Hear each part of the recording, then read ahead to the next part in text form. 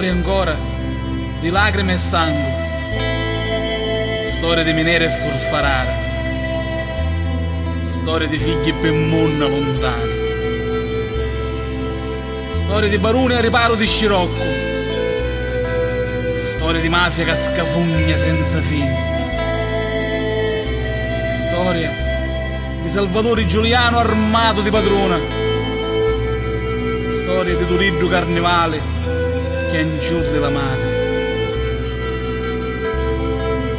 storia di giudici, poliziotti e figli belli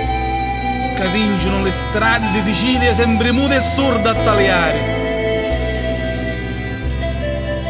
storie di briganti vecchi e nuovi con i borsi pieni di soldi,